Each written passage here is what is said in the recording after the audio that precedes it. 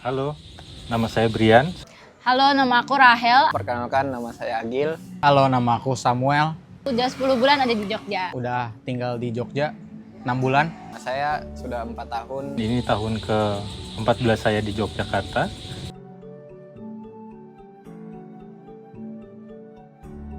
Kalau menurut saya itu komunikasi ini sangat penting. Dimana dengan adanya komunikasi ini, saya jadi tahu perbedaan tiap cara berpikir, terus budaya-budaya yang ada dari teman-teman saya sekitar. Pertama, saya sendiri yang berasal dari Sulawesi, datang ke Jogja, merasakan sendiri adanya perbedaan, dan itu yang membuat saya menjadi lebih toleransi lagi terhadap adanya budaya ini. Komunikasi dalam berbudaya atau bersosial dengan lingkungan sekitar saya setiap hari, yang saya pelajari seperti contohnya dalam bahasa Jawa yang sejauh yang saya ketahui seperti ada tingkatannya, seperti Jawa Kromo maupun Jawa Moko gitu ya. Itu tergantung bagaimana tingkatan lawan bicara yang saya ajak berbicara maupun yang berbicara dengan saya. Itu tergantung, itu menentukan cara berkomunikasi seperti apa yang harus saya lakukan, misalnya dengan orang yang sepantaran dengan saya maupun dengan orang yang lebih tua daripada saya. Nah, itu saya juga dapat mempelajari budaya di Jawa ini, terkhususnya di Jogja. Bahasa itu bisa menentukan bagaimana kita memperlakukan orang lain, dan juga bagaimana cara kita menyikapi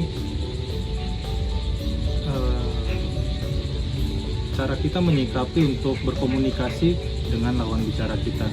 Dan yang kedua adalah yang saya pelajari juga, untuk ketika kita bernegosiasi dengan lawan bicara saya, bahasa seperti apa yang harus saya gunakan. Yang pertama-tama menurutku komunikasi itu penting banget, karena itu adalah salah satu cara kita itu interaksi, terutama dengan warga-warga lokal, walaupun dengan mungkin beda budaya, beda pandangan, beda bahasa, tapi itu menurutku penting banget sih, karena kan kita juga harus bisa beradaptasi di sini. Bener gitu. banget sih. Apalagi sesimpel kayak kita ngobrol sama orang-orang sekitar kita, jadi komunikasi itu bener-bener ngebantu banget sih. Jadi kalau misalkan pertanyaannya kayak gitu, bener-bener sangat membantu untuk kita berdua anak rantau yang tinggal di Jogja gitu.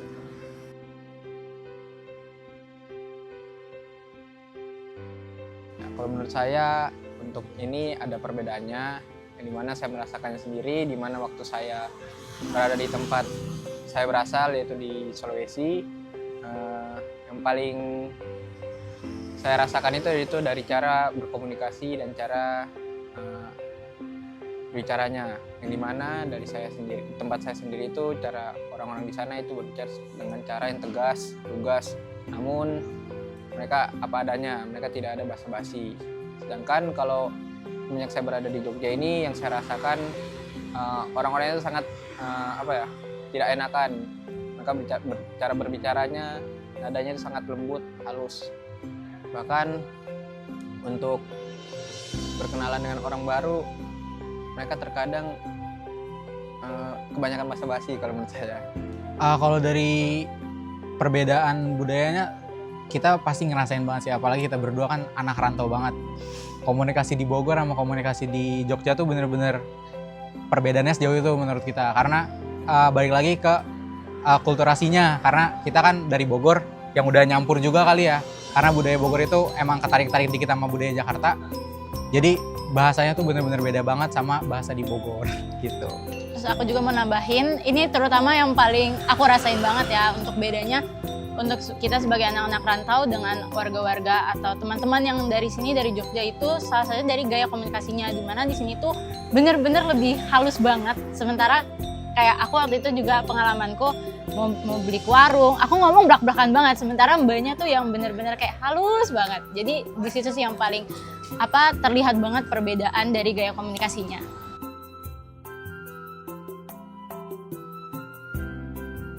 Oke, jadi kalau misalkan untuk yang namanya komunikasi itu sulit dipahami, pertama-tama itu mungkin karena bahasa ya, karena di sini Jawa.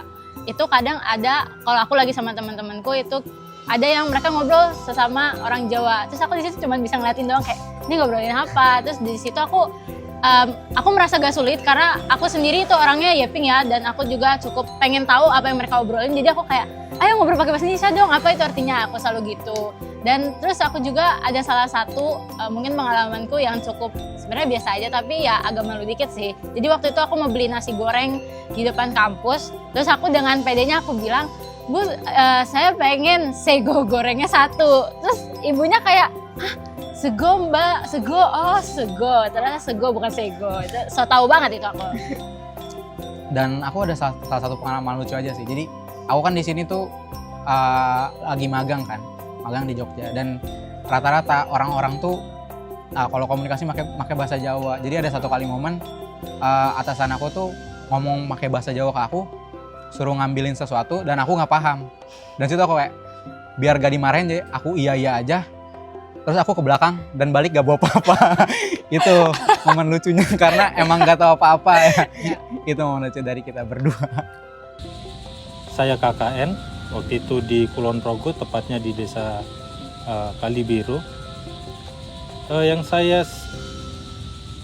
alami menjadi pengalaman baru ketika saya berada di sana, yaitu setiap kali saya berjalan atau melewati rumah penduduk atau masyarakat di sana begitu, ketika berpapasan dengan orang atau yang pemilik rumah tersebut, seringkali mereka melontarkan kata monggo pinara.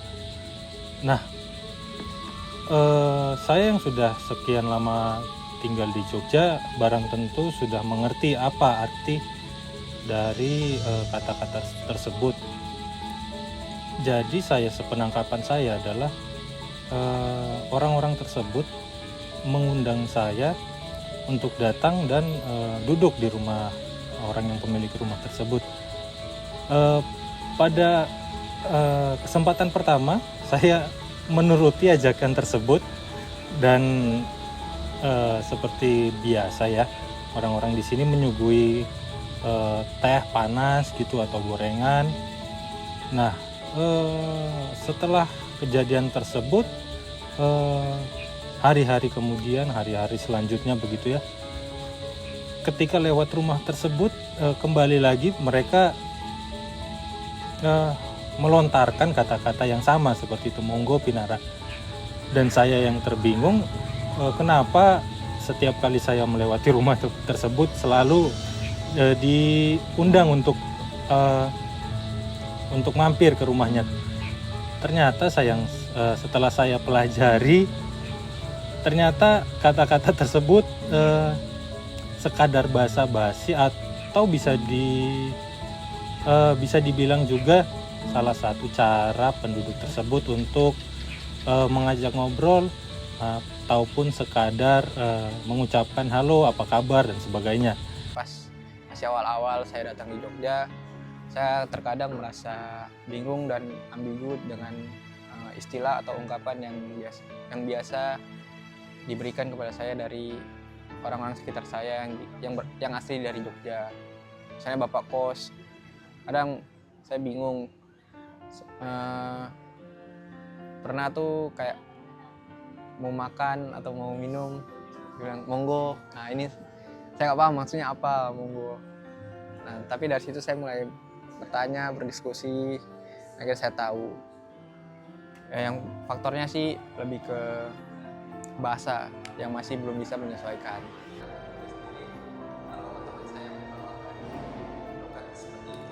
Kalian lagi ngapain? Jadi ini kita lagi nonton ada namanya Social Experiment gitu. Kita lagi mewawancarain anak rantau yang tinggal di Jogja sekarang. Anyways, kalian pernah punya pengalaman gitu nggak? Nah, kalau misalnya dari aku sendiri, kan kalau aku dari Jakarta ya, jadi aku ngerasa kalau orang-orang Jogja ini tuh ramah-ramah semua gitu loh. Jadi pasti nyapa, terus pasti apalagi yang orang-orang tua gitu biasanya mereka pasti nanya-nanya kayak contohnya dari mana, terus mau ngapain gitu.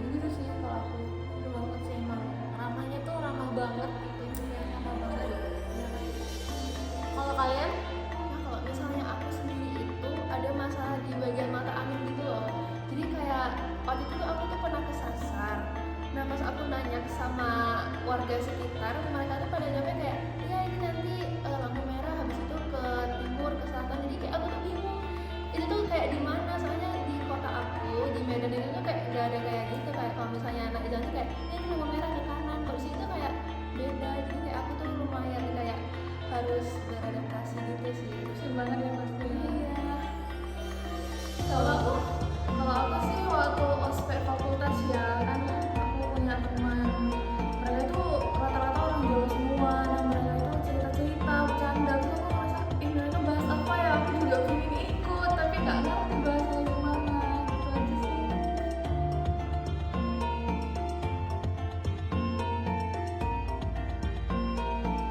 Hai, saya dengan Pendeta Junisani Jebua, saya pendeta di GBI Cukuwatu Sleman, Jogja. Ya, jadi Jemaat Cukuwatu ini dari latar belakang etnis yang cukup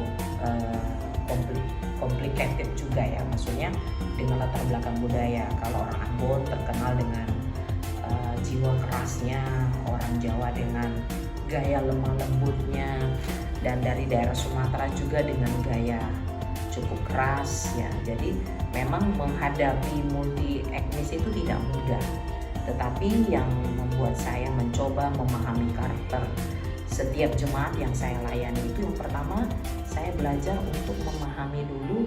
Ini pertama saya harus belajar ini kalau karakter orang Ambon ini seperti apa, lalu karakter orang Nias itu seperti apa, pendekatan saya sama orang Jawa itu bagaimana, lalu pendekatan saya dengan orang Manado itu bagaimana. Karena tidak semua orang yang dari latar belakang dari daerah timur mereka semuanya juga keras. Kadang-kadang ketika mereka sudah terpola dengan berdomisili cukup lama di Jawa, mereka pun bisa menjadi seperti karakter orang Jawa. Walaupun jiwa-jiwa emosionalnya, karakter kerasnya itu sewaktu-waktu juga bisa menjadi sesuatu yang dominan dalam pelayanan kami. Nah, cara membijakinya yang pertama saya harus paham dulu ini konteks yang saya dekati orang ini adalah dia orang mana. Nah, kalau orang Ambon biasanya ada hal-hal prinsip yang harus saya sampaikan ke mereka. Pendekatan saya keras tetapi berdasarkan aturan. Mereka suka yang seperti itu. Selama hal itu sesuai dengan aturan, mereka tidak akan membantah hal itu dan mereka terima. Tetapi kalau orang Jawa berbeda lagi pendekatannya. Terkadang saya harus bisa meredam emosi saya, meredam karakter Sumatera saya begitu ya. Bagaimana pendekatan dengan mereka, kadang-kadang saya harus melakukan pendekatan personal gitu ya. Lalu bertanya baik-baik, kemudian bagaimana supaya mereka bisa menerima maksud dan tujuan saya. Memang menyeimbangkan kondisi yang seperti itu tidak mudah. Tetapi dengan berjalannya waktu, dengan semua karakter-karakter jemaat yang saya hadapi itu membuat saya jadi semakin diperkaya juga. Bahwa setiap pendekatan yang dihadapi oleh jemaat itu bukan hanya dibentuk dari mereka dari latar belakang suku mana, tetapi juga dari komunitas daerah di mana mereka tinggal. Itu juga akan mempengaruhi jati diri mereka sebagai orang-orang yang hadir dengan keberagaman itu. Nah, saya bersyukurnya saya bisa menyelami itu. Biasanya kalau saya masuk di jemaat baru, saya pertama-tama yang saya lakukan, saya mengamati dulu. Mengamati, oh ternyata orang Ambon ini pendekatannya begini, oh ternyata orang Batak itu seperti ini, oh ternyata orang Jawa itu pendekatannya seperti ini gitu. Jadi hal-hal seperti itu yang membuat saya bisa membaur dengan mereka. Nah, apa kesulitannya dalam memahami mereka? Terkadang kalau orang Jawa itu cara mereka halus menyampaikannya, tetapi maksudnya baik. Tapi ada orang dari daerah timur atau Sumatera itu nadanya keras, sebenarnya penyampaian mereka bukan marah, tapi karena karakter mereka yang meledak-meledak seolah-olah dilihat itu kayak marah, padahal tidak. Sama juga ketika jemaat memahami saya dengan karakter Sumatera saya yang cukup tegas dan keras, mereka bisa saja salah kaprah dengan sikap saya. Tapi ya mereka belajar memahami saya juga dengan berjalannya waktu, bahwa saya itu karakternya seperti ini gitu. Jadi kami belajar saling memahami, itu yang membuat kami kemudian mudah mengembangkan pelayanan yang khususnya ada di GPIB Cukuwatu. Dan kebetulan saya sudah 3 tahun 3 bulan melayani di jemaat ini, dan saya sudah mulai pelan-pelan mengenal bagaimana pendekatan-pendekatan yang saya lakukan di Jawa Tengah ini. Saya selama tinggal di Sumatera, saya tidak kenal istilah undo-undo.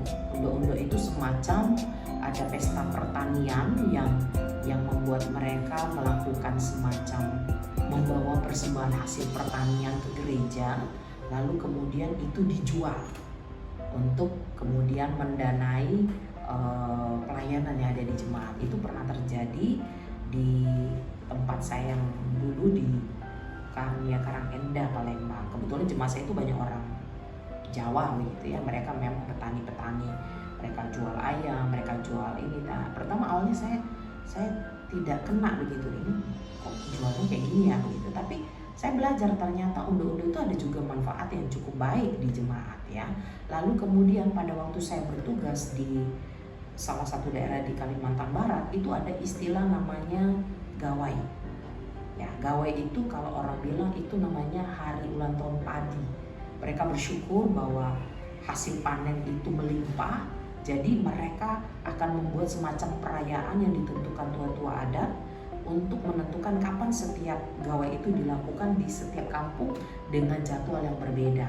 Nah, yang menariknya adalah di dalam gawai itu ada semacam tradisi ketika mereka akan melakukan adat gawai itu, biasanya mereka membawa hasil panen ke gereja, tetapi itu tidak dipungut biaya, jadi benar-benar diserahkan ke gereja. Mereka bawa padi, mereka bawa singkong, mereka bawa apa saja yang bisa dipersembahkan untuk gereja, lalu nanti silakan majelis setempatnya yang menjual itu kemudian masuk di kas gereja. Berbeda ya dengan undo-undo tadi. Lalu kemudian yang kedua yang menariknya, kami mengelilingi jemaat-jemaat yang merayakan undo-undo itu. Nah, mengelilinginya di situ mereka punya makanan khas. Ya, makanan khas salah satunya adalah mereka selain menanam padi, mereka juga menanam ketan. Nah, ketan itu mereka olah menjadi minuman khas di sana. Jadi ketan itu difermentasi lalu jadi semacam tuak gitu. Itu makanan khasnya mereka. Lalu kemudian kalau di acaranya mereka itu ada semacam, kalau orang bilang di sini lemang ya gitu. Nah, itu mereka sajikan. Jadi ketika orang datang bertamu di rumah sana, keunikannya adalah mereka tidak membatasi siapa tamunya, mau orang asing yang mereka kenal, yang tidak kenal, pokoknya datang ke rumah itu akan ada jamu. Ya, dan mereka akan mengeluarkan beras yang sudah mereka panen itu untuk semacam bersyukur. Mereka menjamu siapapun orang yang datang. Nah, biasanya kalau saya datang ke sana, waduh, buat tangan saya banyak banget gitu ya. Jadi dapat padi, dapat tuak. Nah, terkadang saya kejadiannya sedikit unik di sana ya. Bayangkan kalau 34 keluarga saya kunjungi semua dengan diserahkan semacam tuak sebagai tanda syukur mereka. Kalau para pendeta datang ke sana itu kan mereka kasih tuak yang terbaik gitu ya.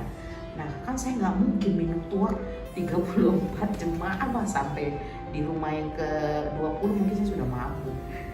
Nah, ada istilah orang di timur di daerah Dayak sana itu namanya cempale. Nah, cempale itu adalah istilah di mana ketika saya tidak sanggup lagi makan, saya cukup menyentuh tempat nasinya. Jadi mereka taruh makanan di situ, lalu saya tinggal sentuh saja, lalu saya taruh di dada saya, itu sudah dianggap saya makan. Karena kan tidak mungkin saya makan semua makanan itu, waduh bisa meledak perut saya. Ya, jadi caranya seperti itu, dan memang kebetulan juga saya tidak bisa minum tuak itu terlalu banyak. Biasanya saya hanya minum sedikit saja, itu semacam syarat gitu. Saya minum sedikit, nah lalu saya sudah sentuh di bibir saya, ya udah cukup gitu. Itu dianggap saya menghormati keluarga yang menjamu saya begitu. Nah, kalau kita mengikuti tradisi mereka, wah bisa bahaya, bisa jadi mabuk kita. Lalu kemudian yang pasti 2 rumah aja perut kita udah kenyang, gimana 34 rumah yang mau dikunjungi. Nah, itu semacam hal yang cukup menyenangkan ya.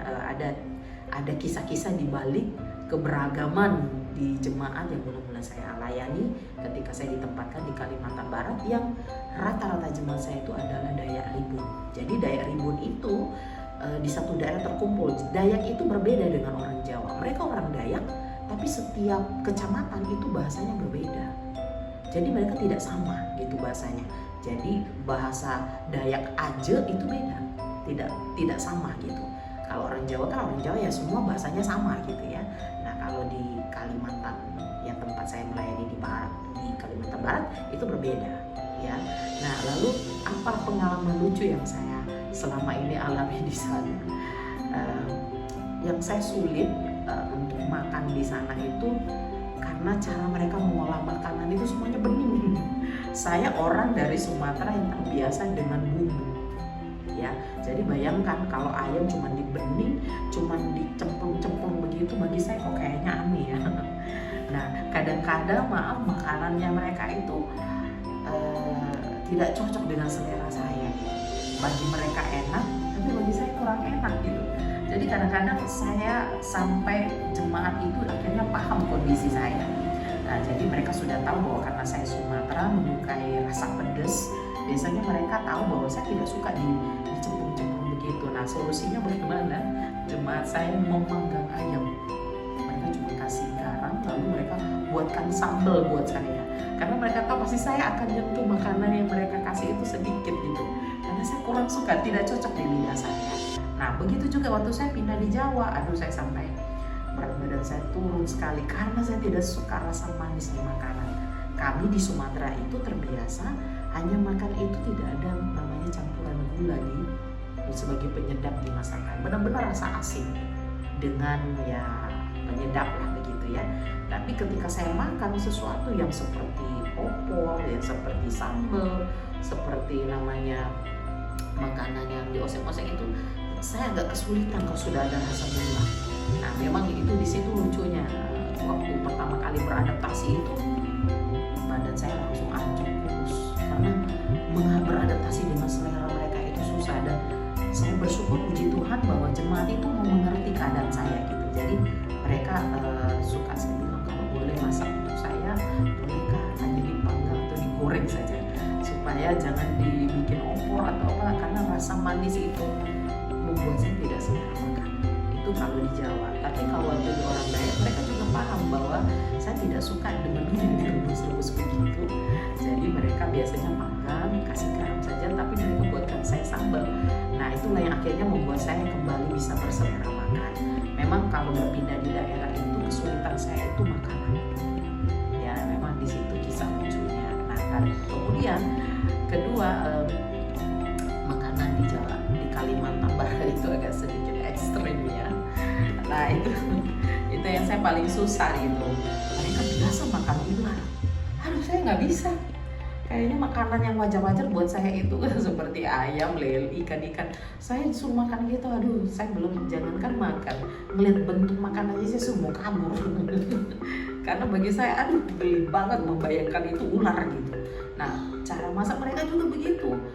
Kalau masak itu kelihatan kulit ularnya, bagi mereka itu yang sedap gitu. Dan itu teman makannya itu dengan tua, tapi saya nggak bisa makan itu. Lalu satu kali pernah sekali mereka mengundang saya, ibu-ibunya gitu ya, Bu Pendeta ayo makan rujak. Yang di kepala saya rujak itu konsepnya adalah pakai kacang, pakai pakai gula merah, terus pakai asam jawa, baru dicolok-colok. Begitu saya datang ke sana, saya langsung tidak jadi makan. Kenapa? Ternyata mereka bikin rujaknya alanya orang Dayak itu beda sekali gitu. Mereka kasih cuka, sambalnya tuh cabai rawit. Waduh itu kalau saya makan asam lambung saya naik. Udah gitu mereka makan itu mangga yang asamnya luar biasa, yang mengkali itu. Waduh saya tidak berani coba, bisa jebol saya punya lambung. Nah itu tidak, saya pas coba, waduh asam dan pedasnya itu kalau udah ditambahin cuka, mereka punya pakai mangga yang asam itu udah double asam, ditambah cabai rawit. Aduh saya tidak jadi makan akhirnya.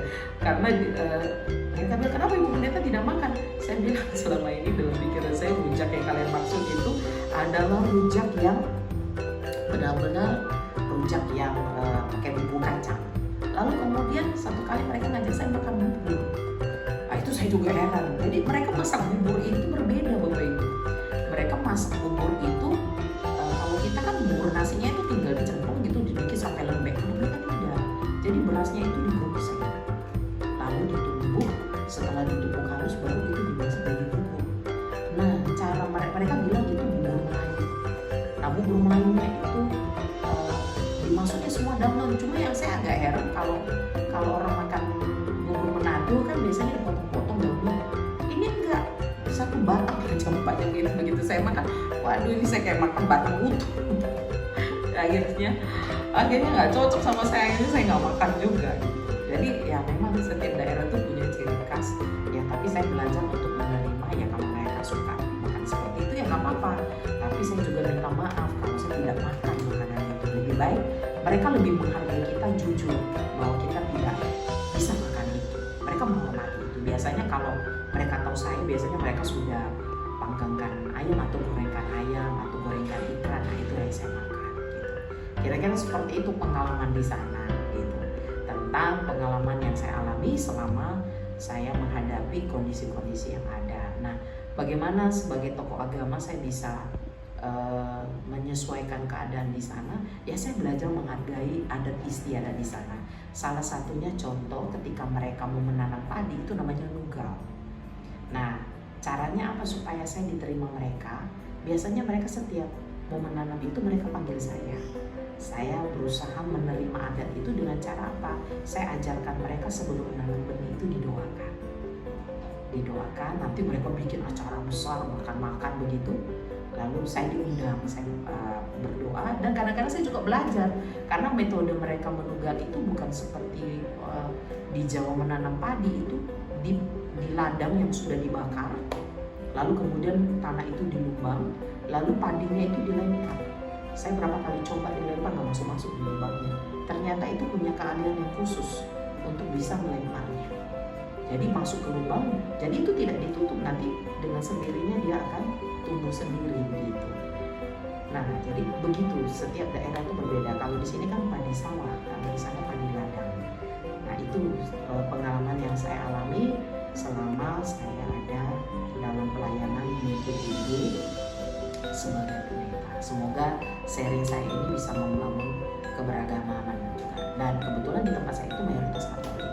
Nah, bagaimana saya bisa berkolaborasi dengan budaya, dengan Katolik, dengan Muslim, ya saya belajar untuk bisa menghargai apa yang menjadi kebiasaan mereka di sana. Salah satunya ketika mereka mengundang saya di acara ritual Katolik, ya saya hadir gitu ya.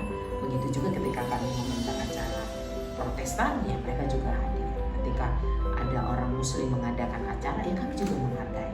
Jadi sebenarnya perbedaan dan keberagaman itu bisa ditoleransi ketika kita belajar mau mengenal budaya orang dan juga belajar untuk mau memahami bahwa setiap budaya itu memperkaya, bukan mempersulit ya. Jadi kita belajar bahwa sebenarnya Indonesia itu luar biasa banget gitu ya. Apalagi di GPIB yang terkenal sebagai Indonesia ini dengan berbagai budaya yang ada, itu akan membuat para pendeta itu terberkali menghadapi karakter-karakter dari setiap suku-suku yang ada. Jadi saya harap Indonesia tetap menjaga keberagaman itu, bahwa keberagaman itu tidak selalu menghasilkan kesulitan, tetapi juga menghasilkan keindahan, membawa warna yang luar biasa baik bagi negara ini maupun di dalam lingkungan gereja. Terima kasih. Jadi video tadi menjelaskan bahwa komunikasi itu berkaitan dengan budaya. Jadi mereka berdua saling berkaitan dan kita belajar budaya melalui komunikasi, dan kita berkomunikasi dipengaruhi oleh budaya. Maka dari itu saat seseorang masuk ke budaya baru, perbedaan cara bicara memberi isyarat. Dengan memahami komunikasi itu berbeda-beda di setiap budayanya,